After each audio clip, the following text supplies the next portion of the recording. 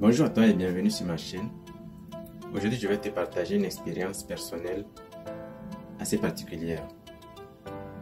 Mes deux échecs à l'examen du permis de conduire ici au Canada. Oui, tu as bien entendu. 2 fois, j'ai échoué à mon examen de permis de conduire. Mais au-delà de l'échec, il y a eu des leçons importantes que je souhaite partager avec toi. Si toi aussi tu es en plein processus, ou tout simplement que tu es curieux de savoir comment ça se passe ici au Canada, reste jusqu'à la fin car ça pourra peut-être t'aider.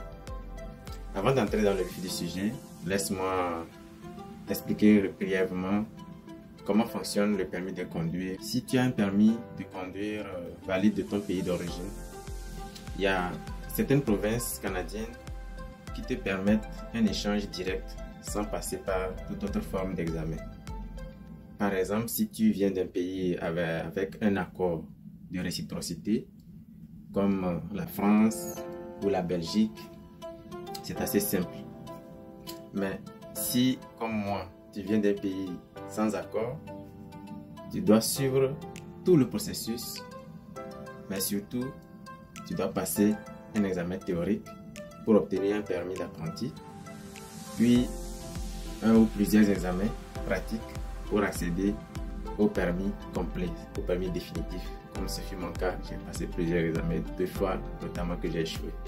Et aussi, il faut avoir des documents qui prouvent que tu as déjà une expérience de conduite dans ton pays d'origine. Donc moi, à mon arrivée, j'ai donc sauté dans ce processus en pensant que ça allait être simple. Eh bien, pas du tout. Et c'est là que mon histoire commence. Alors, les erreurs que j'ai commises, pour être honnête, j'avais quand même une expérience de conduite. Bien entendu, ce n'est pas les mêmes circonstances, avec les mêmes infrastructures, etc. Quand je suis arrivé, le code de la route, c'est pas la même chose. Ici, le code de la route est vraiment respecté, il y a de la rigueur.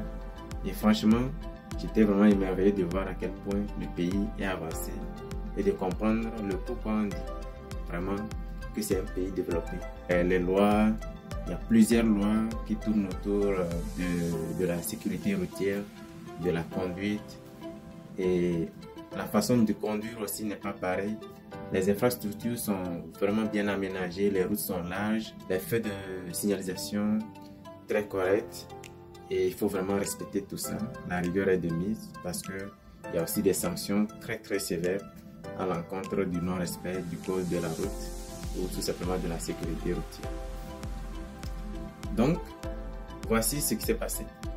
Je n'ai pas pris le cours avec assiduité. Je pensais qu'en regardant des vidéos YouTube sur la conduite au Canada, ça allait suffire. Grave erreur. La réalité, c'est que la conduite ici est très différente. Les règles sont strictes, comme je l'ai dit tantôt.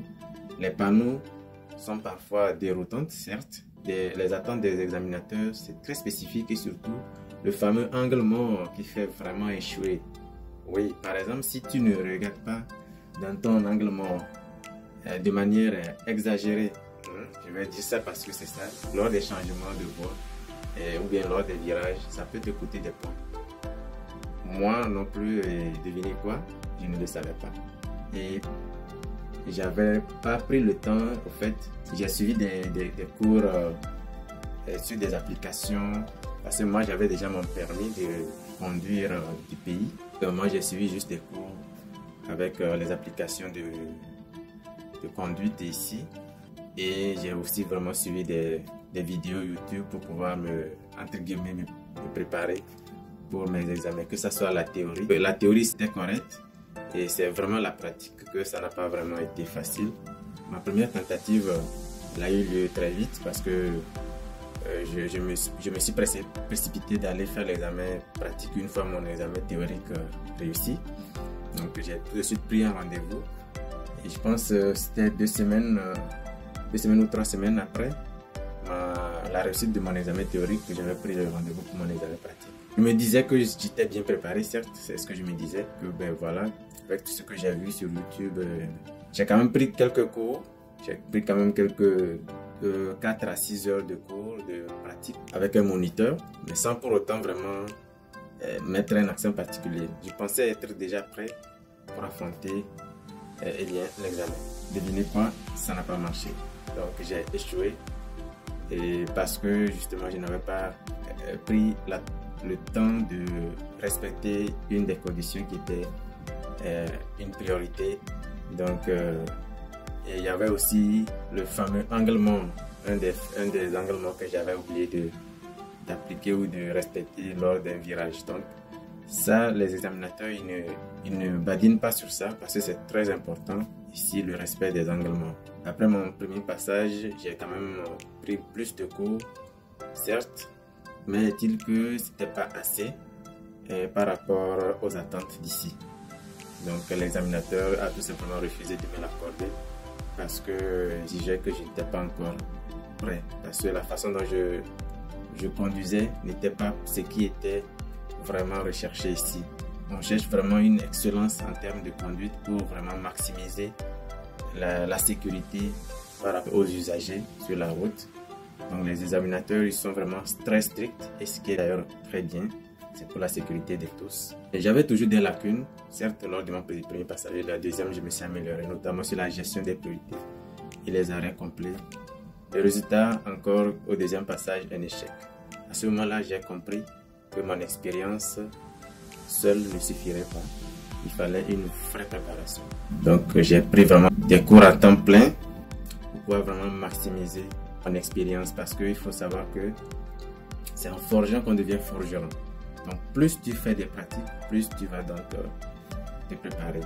Entre-temps, la famille aussi m'a aidé, c'est vrai, mais est-il que ce n'était pas toujours assez.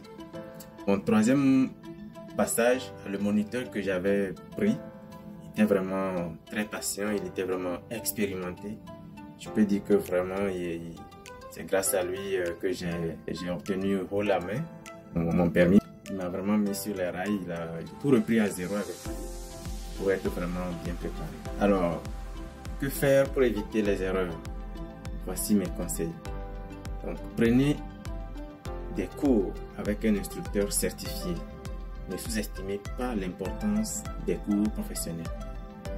C'est très important. Les instructeurs connaissent vraiment les attentes des examinateurs. Ils vont apprendre les techniques spécifiques pour réussir. La deuxième chose, il faut apprendre les règles locales en détail.